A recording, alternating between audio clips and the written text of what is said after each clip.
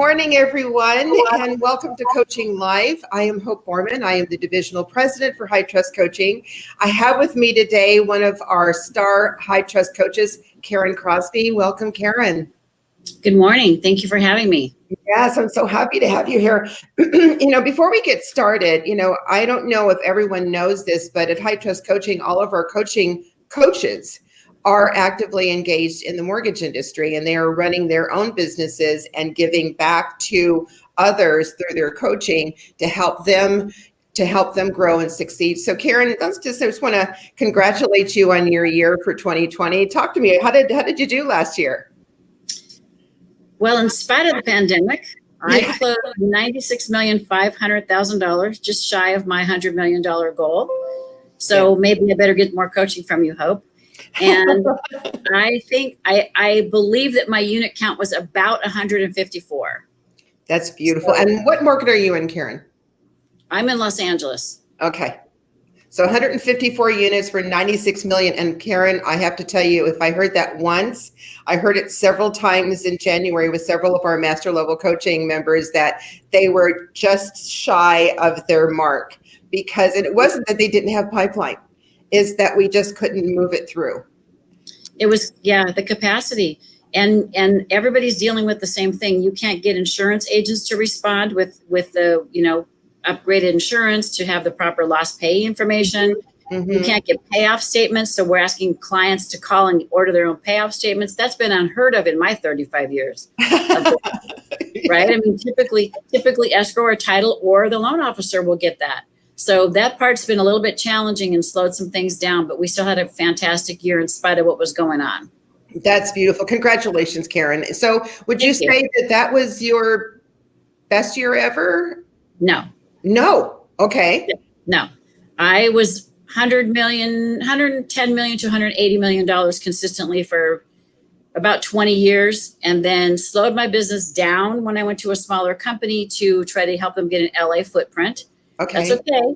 So when I slowed my business down and then started to regroup, I ended up at my current company because I needed the support, and I can do nationwide. I'm licensed in several states. Okay. So that allows me also to keep my own book of business.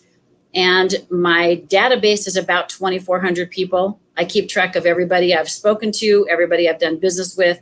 And until they tell me to leave them alone and stop stalking them, I keep them on my list. And I send out actually printed quarterly newsletters as opposed to emails. I think everybody gets inundated with emails. So for me, it has worked really well to actually continue to mail just an 8x10, folded in half. Yeah. Inside, the last one was Happy Holidays from my team. And, the back piece is always just a small square of what's happening in my personal life, and people get used to that. So that's how I keep in touch with my clients. Yeah. It's really interesting. The hard copy in the mail, especially with 2020 and the pandemic. The one thing that I read is when my real estate agent, sends me her monthly newsletter, and I read it. Everything else that flies by on my email, I pretty much let it fly by,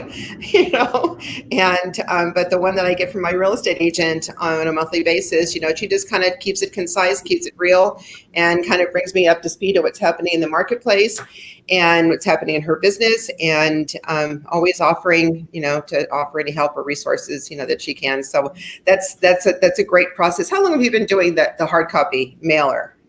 About 30 years. I love that. That's fantastic, Karen. You're so amazing. So today we are going to talk about the law of the bullseye. And what the law of the bullseye says is if you don't aim for the right prospects, you're likely to do business with any prospect. And I'm going to kick that off by saying this was a big lesson for me when I first learned it from Todd Duncan when I started in the business, and really got me laser focused on who I wanted to be doing business with. Todd would have us do profiles of the perfect referral partner and that type of thing. And I really kind of enmeshed myself in that. And it was probably the best thing that I did in my career. So Karen, why is that important? what you said was, if you don't aim for the best prospects, you're likely to do business with anybody. Yes, ma'am. What I noticed with a lot of my coworkers and a lot of my coaching clients, and a tendency of myself a little bit at the beginning of the pandemic, is when you're frustrated, it's easy to take your eye off the target. Yeah. And when you do that, you start to find yourself talking to the same person over and over and over again for pre-quals, or can you run a credit report for me, or can you evaluate this borrower for me? And the business goes nowhere. Yeah. And so what I had to start doing myself, even as a coach and even 35 years in business, I had to start writing down my do's and don'ts. And on my do's and don'ts, I listed people's names who kept calling me, and I started tracking how many times they called me and what they asked me for the first 3 months that we started to experience this.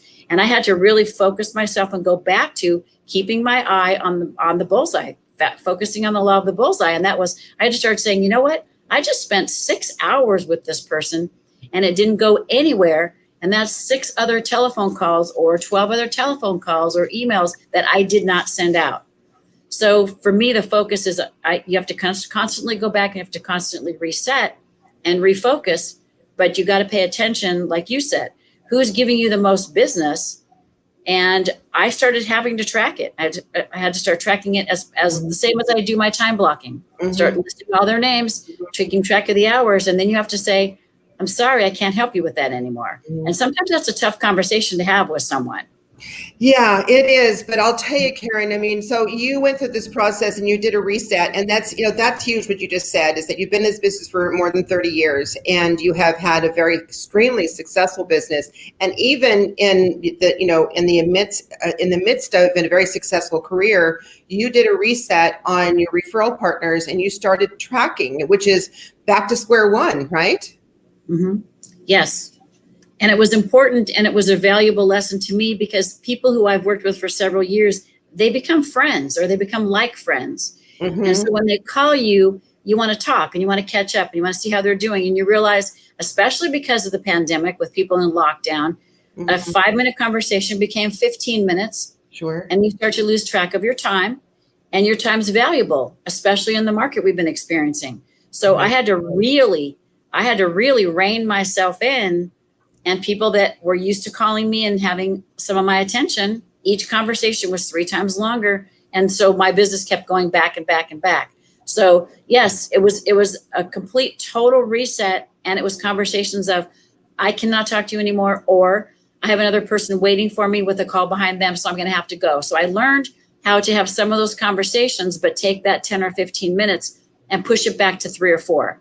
And say, Hope, I would love to speak to you longer and catch up with you some more, but I have 2 calls waiting and I've got emails coming in and my cell phone keeps ringing. So let's set a time when we can get back together. Oh, I love that. And that brings to mind, and the thing is, that's managing it. That's managing the relationships, which is one of the things that Todd teaches us, is managing the relationships. So it's not necessarily to fire that person and chalk them off the list, but maybe at least take an approach, right? Of, I'd love to have this conversation with you. I've got a hard stop, in about 10 minutes. So, if we can dial this in, I want to help you, or let's set a time. One of the things that my clients, some of my clients have done recently is they started systemizing their client consultations. So, Yes. so that, they've gotten Calendly, they've added it to their email address. And so when all the documentation is in, they've got a complete loan file. They sound, congratulations, you've completed. We're now ready to do a consultation. My Calendly is right, but please schedule a time for us to get together. And I'm telling you, they're saying that has saved them mounds and mounds of time from the intermittent conversations and the calling back and forth and the telephone tag and all of the rest of it. So, just implementing just little systems like that really kind of minimizes time as well. Yes, I completely agree. And I use that also. I should say I'm learning to use that also. Just to put it out there. And that is because once it's on my calendar, then I make sure, just like with my coaching clients, if your call's at 9 o'clock, I'm going to call you at 9 o'clock. If you're not free at 9 o'clock, I'll give you a 5 or 6 minute window, but I'm going to go on and do other stuff. Yeah. I set aside my time, right? So if somebody puts them on my calendar and then they don't respond, then I will let them know, please book another appointment because my calendar is full. And my calendar is full. And you and I had this conversation a few months ago, and that is, even though we time block and even though we track our hours and we try to increase our hourly rate, I'm still doing 10 to 12 hours a day because of the volume. And people have been sick, and because of the extra work that we're doing for escrows being, the escrows or title companies being out sick, different things like that. Those are choices. And I choose not to slow down my business. So the one thing that I talk about with my clients is, when you're doing your time blocking, do not get yourself overwhelmed to the point that you're so tired you're not functioning, because you start to make mistakes. Yes. So there are days when I will plan to be in my office until 8 o'clock at night. And there are days when at 6 o'clock, I will email my team and say, we are all leaving. We're leaving. Oh, and I love that. I'm not finished. I go, I'm finished. We are all finished. Because I start to watch them too. Yes. I start to watch them, and I start to realize that they're getting tired and they're taking longer on a project. And the one thing we have to remember as loan officers and salespeople is, most salespeople are high energy, but we can't expect our underwriters and processors and assistants to have that same energy level. If they had our energy level, they would be our competition. Right. Right? They wouldn't be helping us. And we have to remember that they don't all operate with A-type personalities and high-level energy. They just don't. So even when I feel like I could go for more hours, then I will jump in and say, we're leaving. Right. So it's trying to manage your partner relationships and your internal relationships to make sure that nobody is overwhelmed and overloaded. Exactly. And I think that, once you hit that rhythm, once you hit that rhythm and that mode with a referral partner, let's say, your conversations are much more succinct. Yes. And you're getting business done. And I would have to believe, Karen, that they ultimately appreciate it. When they get on the phone with you, they're probably getting out there saying, great, I got everything done. It's 10 minutes, and we're off to the races, right? Yes. Yes. And I tell them, let's have a time limit. With my coaching clients or with my team, I'll say, can you have this back in 30 minutes? Or I'll talk to my coaching clients and I'll say, set yourself a time limit.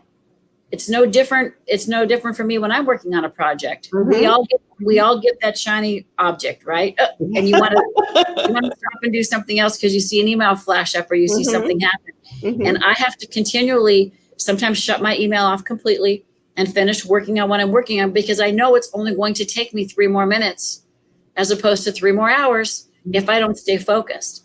And so sometimes that's one of the hardest things to do. But that's the same with our relationships. When we're talking about keeping our eye on the target for the best referral source. And that's why I said, I started writing down how much time they're taking of mine. And they were valuable to me for the past 10 years.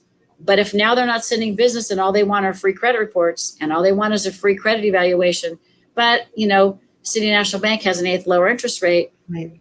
I go, City National Bank might have different guidelines. So I'm happy to look at it with you, take their application, or you need to go to Citibank or City National Bank. You got to just know when to cut that off. Yeah. So that's an interesting conversation, is return on investment.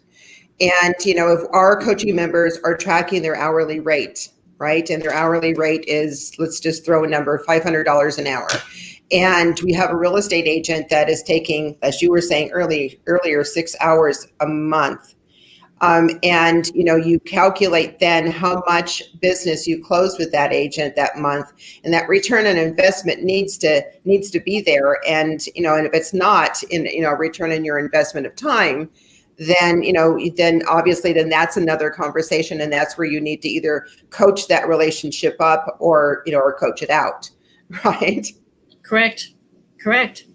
And like I said, sometimes that's hard to do, but the way that I've done it with a lot of people that I've done business with for years, as opposed to cutting off the relationship, like you said, it's not always a matter of cutting them off, but it's limiting the time. Sure. So when they call me and I will see that it's them, I'll say, hey, Hope, I'm so glad you called. I definitely want to talk to you, but I have another call scheduled already for 10 minutes. So tell me what you need. Let's put it together. And if I can't finish answering your question, then I'll have to get back to you later. But I've learned to not let them control my schedule. And that is by telling them the minute I pick up the phone, I'm expecting a call from somebody, or I have a client signing loan documents, I have to be available. I may have to cut our call short. And when they start taking too much of my time, guess what? I just got another phone call that I was waiting for. Yeah. And they don't feel put off that way because I've told them at the beginning of the conversation. So without like just cutting off the relationship, right, or severing it, they can still be a referral source, but they're going to be it's going to be limited how much time I'm going to allow them to use of mine. And they'll boil it down to like, okay, I've got 10 minutes. So I'm just going to boil it down to, to what it is that I actually need, what's most important in this conversation, right? Correct. Exactly. So let's assume that there are several people listening to this conversation with us who have not been a part of High Trust, who are perhaps new to High Trust coaching or haven't engaged in coaching yet. And the High Trust selling methodology is brand new. So the law of the bullseye, what would you say is the first step in the law of the bullseye with regard to referral partners? What is the first step in analyzing your current referral partners and kind of going through that process, Karen? I look at one of the things that we say is if you don't aim for the best prospects, you're going to settle for anybody. Right. So I take a look at what they've sent to me in the past. If it's a current referral source, how much business does I send from them in the past? And then I start to rank them. Okay. And as I rank them, then I realize who I can spend more time with, who I can take the liberty of spending more time with, and who I need to nurture that relationship with. And I check in with them on a regular basis. When I say regular, probably quarterly. Hope, am I giving you what you need? Guidelines have changed a lot. Schedules have changed a lot. We're now working remotely. We don't have access to some of the same things we did. Am I meeting your needs? Am I satisfying what you're looking for? Am I providing you with the proper information? Am I adding value to you? How can I improve on that? Because if you don't ask, some people won't tell you, they'll just vanish. On the newer prospects that I've run into, or people say they want to do business with me, or they've heard great things about me, and they'd like to establish a relationship, I start immediately with the High Trust interview. What's important to you about your business and where you want your business to be next year and 2 years from now and 5 years from now? What are your goals? What energy and time are you willing to put into those goals and into your business plan? What are you willing to bring to the table? Because I'm willing to help you, but how far are you willing to come? Because it can't be that I'm coming 80% and you're coming 20. Right. We got to at least meet in the middle, and then you got to start pushing me. You got to be starting to show me where you're aggressing and you are reaching those goals, a lot of those things because of things that we're working and talking about, and that you're actually implementing and structuring those. So every relationship that I have, you either reevaluate and constantly make sure, am I meeting your needs? Has your why changed, right? Why do you do mortgage loans? Are you doing mortgage loans to put somebody into a home? Some people say, because I can make a lot of money. Well, it takes a lot of work. Do you want to put the time in? So I reevaluate the why with them at least twice a year. Why are you still doing this? Are you still passionate about this? Are you still enjoying this? Do you go home tired and stressed out and angry every night? Or do you go home feeling fulfilled, like you actually helped somebody get into a home, or you solved a credit problem, or you helped them with something by telling them they didn't need to do a loan? Right. Yeah. So I focus on all of the High Trust interview part of it, and I bring it in, maybe not those exact words in order. Sure. But I make it sound like it's my idea, a personal approach to build a relationship with them. When they trust you and they think you're listening and you really care about why they want to do it, and are they still loving it, and are they feeling like they're helping people and making some inroads, then they start to open up to you. Then you can actually really tell if they understand the High Trust interview process and if they're doing it properly, or if I'm doing it properly. If I'm not getting the proper feedback, then I have to reevaluate myself and say, am I doing the High Trust interview the proper way for these relationships? I think that's really one of the things that you just mentioned with regard to, what is it that you're willing to do and how invested are you in your own future and in your in achieving your own goals. I think that's a beautiful question to be asking. Obviously the why question is imperative and it's foundational. But, what is it that you're willing to do? I think that if anybody, asked that, I know that we asked that of our coaching members, as well, is that what are your goals? What do you want to achieve? Why do you want to achieve? Why is it important to you? We go through that whole process in our coaching process, but to ask the question, what are you bringing to the table? How invested are you in this process? It's a critical question.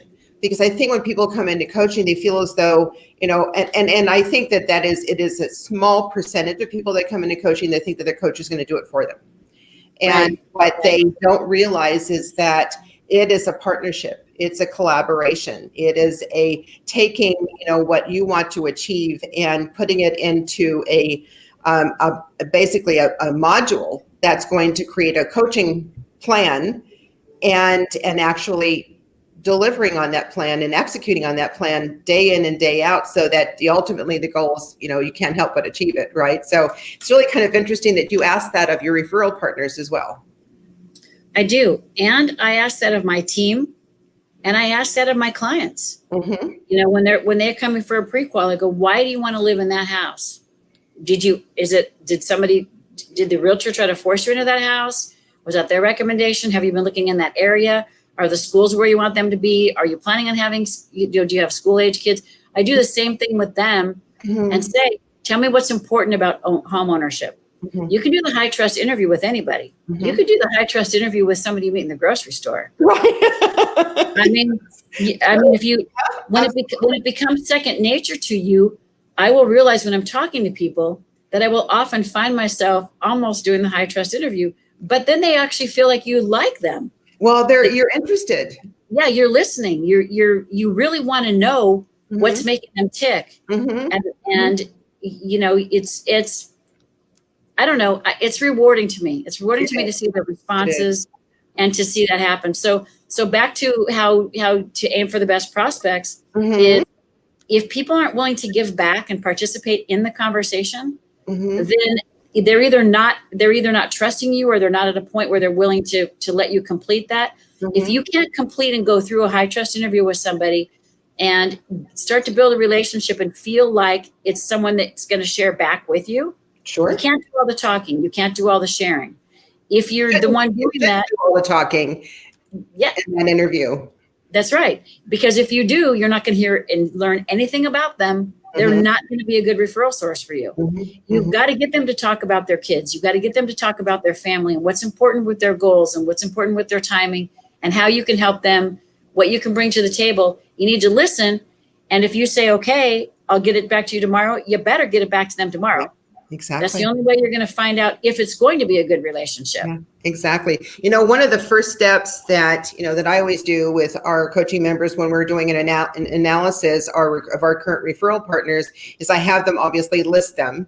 I have them actually go through and identify how much business they closed in the last 12 months with that particular agent.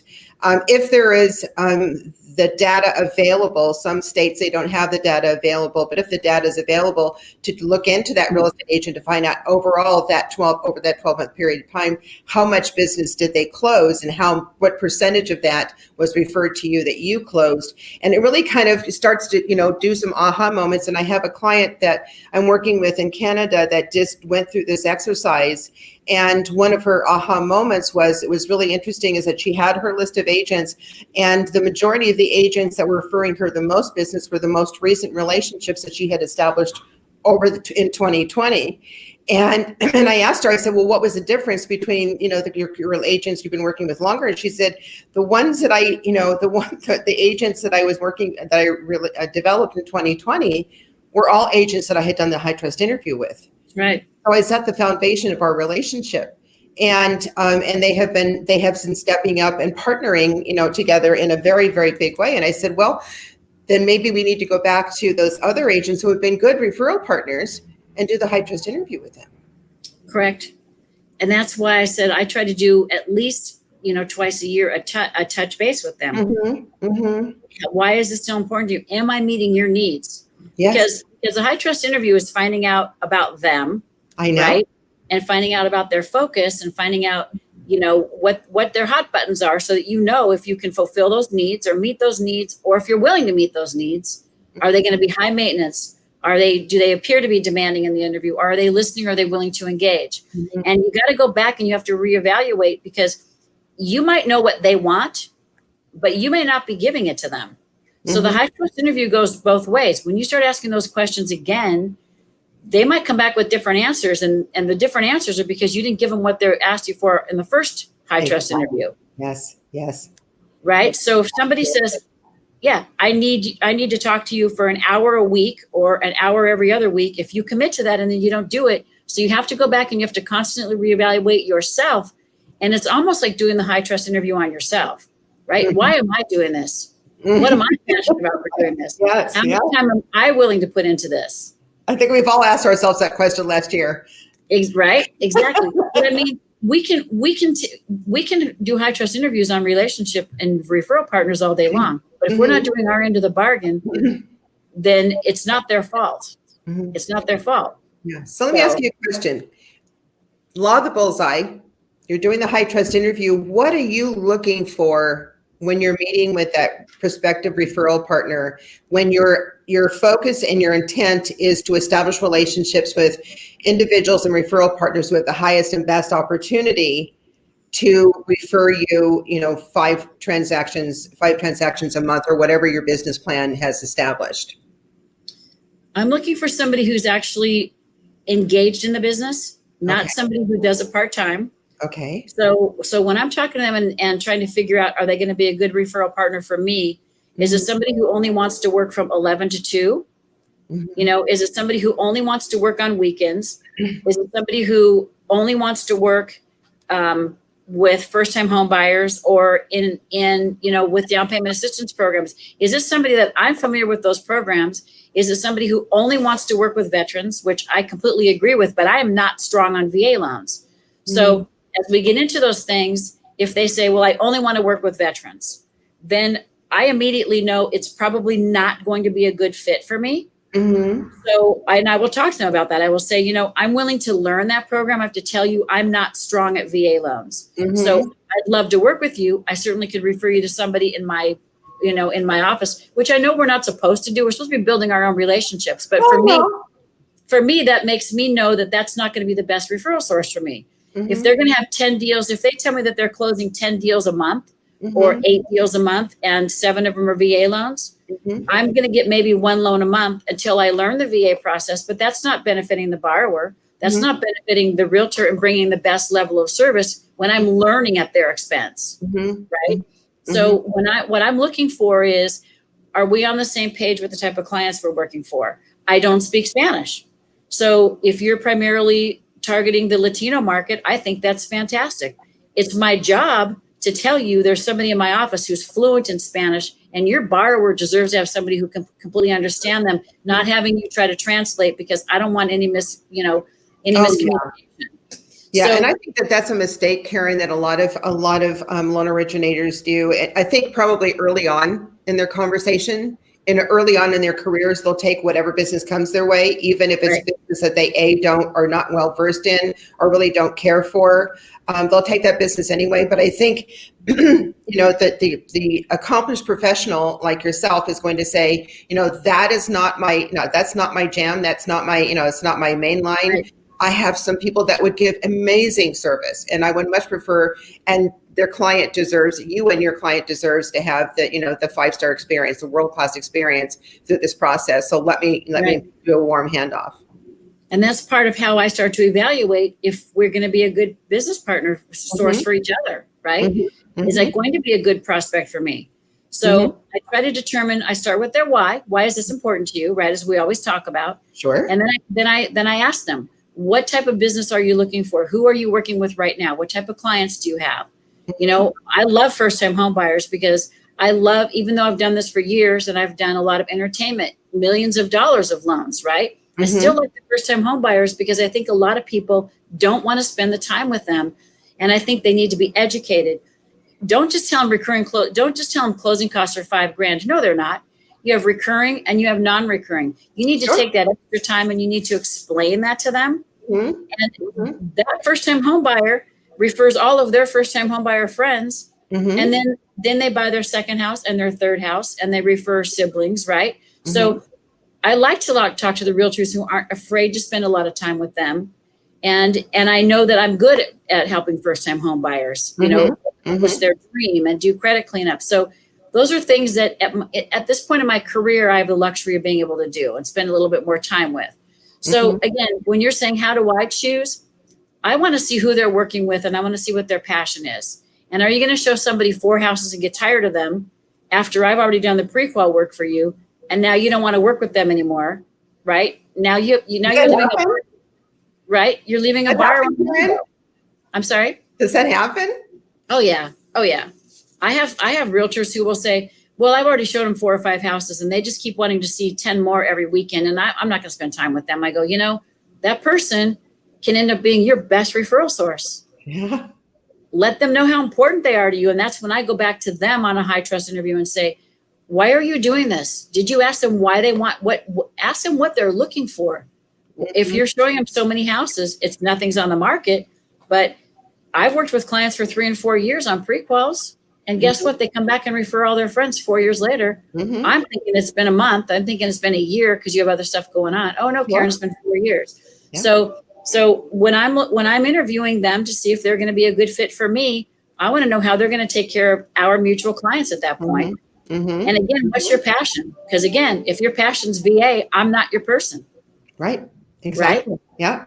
So I love that, Karen. So we're coming up to the end of our 30 minutes. I can't even believe this, Karen. We have, we haven't even scratched the surface of all of what you and I always engage in. But I do want to invite anybody who's not in high trust coaching to get a free coaching call. Talk to one of our coach consultants. We have people available to talk to you. Book an appointment and show up 100% to that call of what your intention is, what your goal is, what you're looking to accomplish, and let our coach consultants guide you as to the best opportunity for you to actually achieve those goals. Call to action as we jump off, Karen. What is the one thing you want everyone listening to make sure that they do this week? This week, make sure you get plenty of rest. Take a look at your pipeline, take a look at your referral sources. And if you have not done it already, you need to stop and refocus and reset and understand that it's okay if you got tired. It's okay if you were overwhelmed. It's okay if you were frustrated. Start over, ask for help. Ask one of us, like Hope said, make one of the coaching calls, talk to us. Let us help you get to that next level. Exactly. Talk to somebody, and we're here for you. And don't be discouraged. Don't be discouraged, because there's always somebody out there who can give you some sort of advice or support system. And we're all doing this together. It's not been easy for any of us. So yeah. Boy, is that true. Yeah, I think just refocus and reset if you have to. And if you don't know how to do it, call us, because that's what we're here for. Exactly. Thank you, Karen. And thank you so much for joining me today. Can't wait for when we get to do coaching live again together. In the meantime, kiddo, have a great week. Congrats on your year. And thank you everyone for joining. Thank Mike Lloyd. Hello. I see that you're on the call with us, and have a great week, everyone. Can't wait to see you next week. Thank you. Thank you, Karen.